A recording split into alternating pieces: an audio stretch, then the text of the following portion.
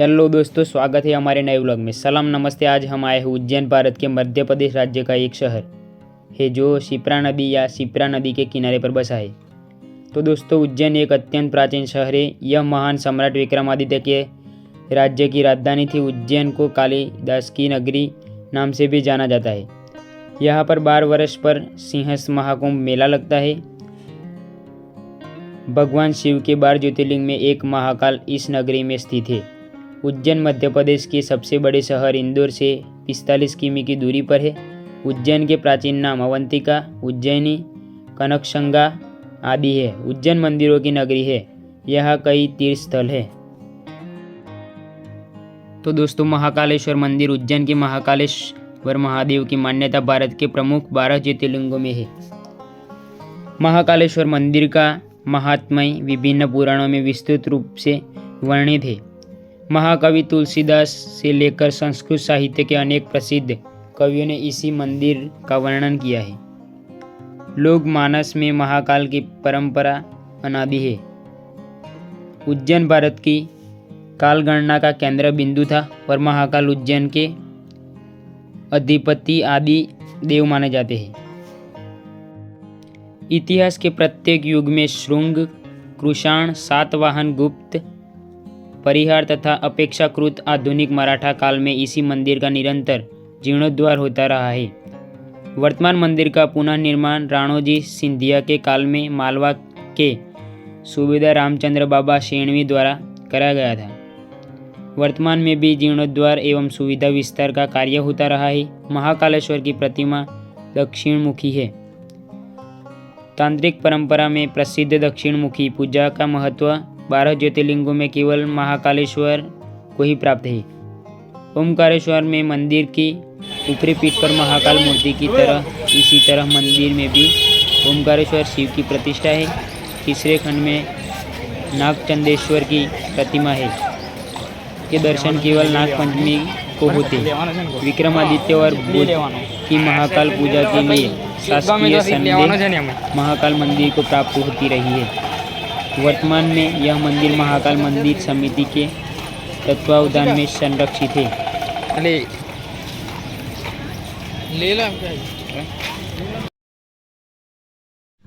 तो दोस्तों, अभी हम सब ने महाकाल का तिलक लगा लिया और अब हम मंदिर की तरफ जाएंगे और आपको बताते हैं अनेक व्यू। तो देखते रहिए हमारा वीडियो और वीडियो को ज़्यादा से ज़्यादा शेयर करें।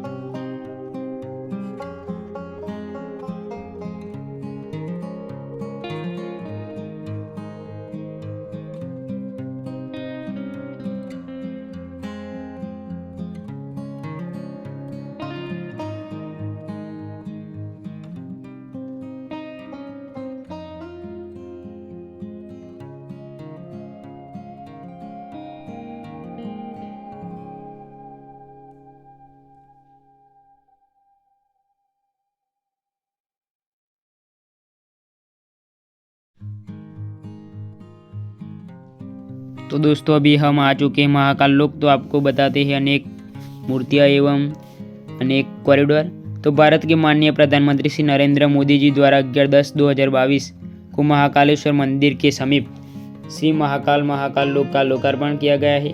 इस कॉरिडोर में भगवान शिव से संबंधित मूर्तियों, चित्रभित्तियों एवं प्रतिमाओं का निर्माण किया गया है।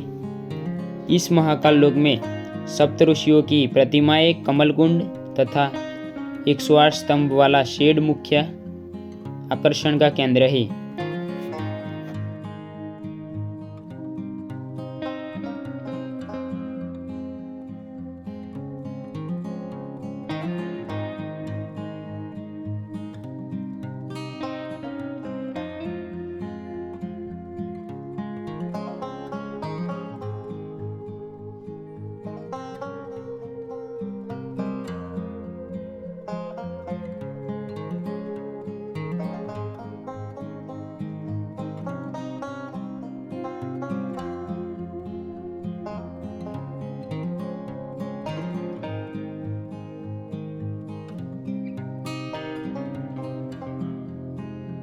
तो दोस्तों मंदिर एक परकोटे के भीतर स्थित है। गर्भगृह तक पहुंचने के लिए एक सीढ़ीदार रास्ता है। इसके ठीक ऊपर एक दूसरा कक्ष है जिसमें ओमकारेश्वर शिवलिंग स्थापित है। तो दोस्तों महाशिवरात्रि एवं श्रावण मास में हर सोमवार को इसी मंदिर में अपार भीड़ होती है। मंदिर से लगा एक छोटा सा जल स्रोत है जिसे कोटि तीर्थ कहा जाता है। ऐसी मान्यता है कि इल्तुतमिश ने जब मंदिर को तुड़वाया तो शिवलिंग को इसी कोटि तीर्थ में फेंकवा दिया था। बाद में इसकी पुनः प्रतिष्ठा कराई गई। विक्रमादित्य जिसे विक्रमसेन के नाम से भी जाना जाता है, यह भारतीय सम्राट थे।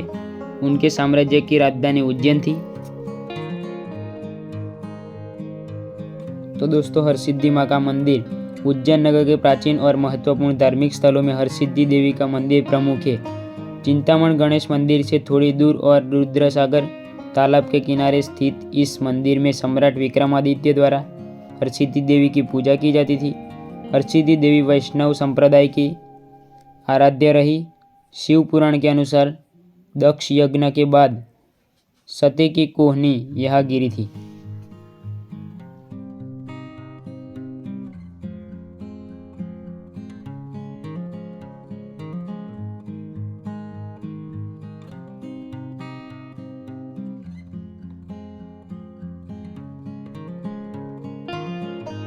तो दोस्तों अभी हम ई रिक्शा द्वारा आगे जाएंगे और आपको बताते हैं गढ़काली का मंदिर।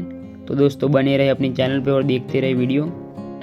तो दोस्तों गढ़कालिका देवी का यह मंदिर आज के उज्जैन नगर में प्राचीन अवंतिका नगरी क्षेत्र में है। कालियाजी कवि कालिदास गढ़कालिका देवी के उपासक थे। इस प्राचीन मंदिर का गुज्जर सम्राट नागभट्ट द्वारा जीर्णोद्धार कराने का उल्लेख मिलता है। गढ़कालिका के मंदिर में माँ कालिका के दर्शन के लिए रोज हजारों भक्तों की भीड़ जुटती है। तांत्रिकों की देवी कालिका के इस चमत्कारी मंदिर की प्राचीनता के विषय में कोई नहीं जानता। फिर भी माना जाता है कि इसकी स्थापना महाभारत काल में हुई थी, लेकिन मूर्ति सतयुग के काल की है। बाद में इस प्राचीन मंदिर का जीर्णोद्धार सम्राट नागभट्ट द्वारा किए जाने का उल्लेख मिलता है। स्टेट काल में ग्वालियर के महाराजा ने इसका पुनर्निर्माण कराया।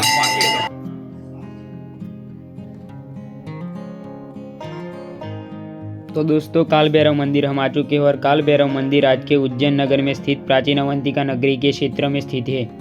यह स्थल शिव के उपासकों के कापालिक संप्रदाय से संबंधित है। मंदिर के अंदर काल भैरव की विशाल प्रतिमा है। कहा जाता है कि इस मंदिर का निर्माण प्राचीन काल में राजा भद्रसेन के कराया था। पुराणों में वर्णित अष्ट भैरव में काल भैरव का स्थल है। काल भैरव मंदिर उज्जैन। काल भैरव मंदिर भारत के मध्य प्रदेश के उज्जैन शहर में स्थित एक हिंदू मंदिर है। यह शहर के संरक्षक देवता काल भैरव को समर्पित है।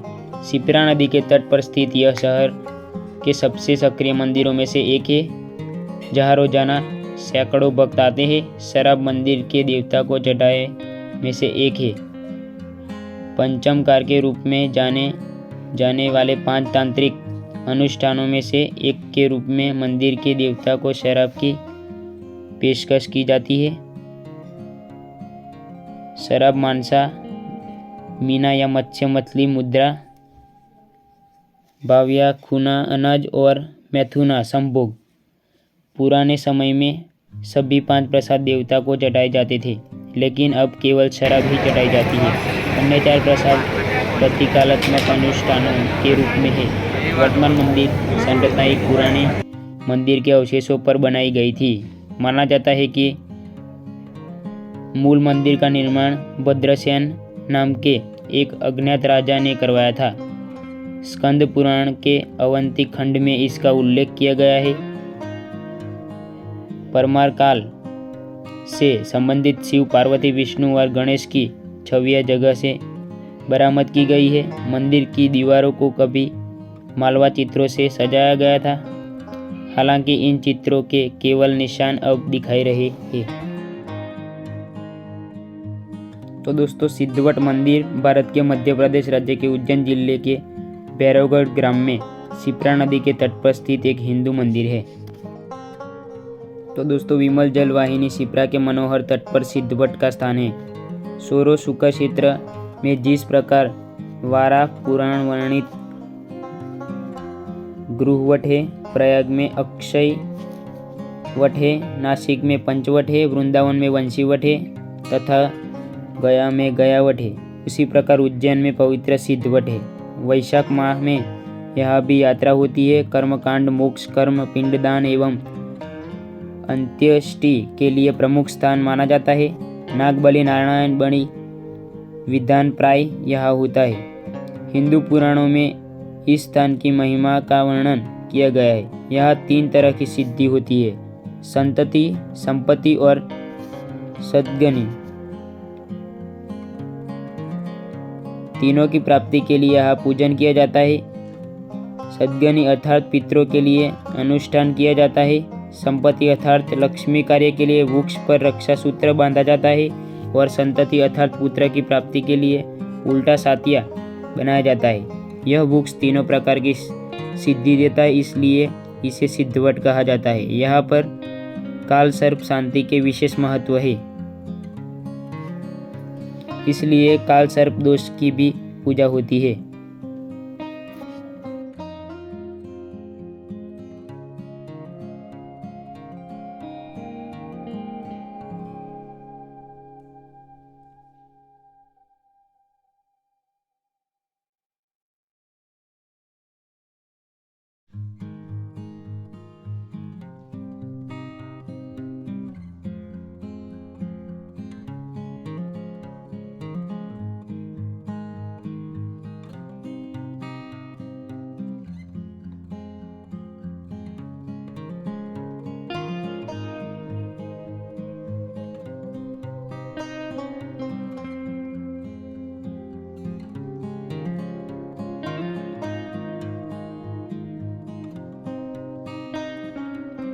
तो दोस्तों, अभी हम आ गए मंगलनाथ मंदिर।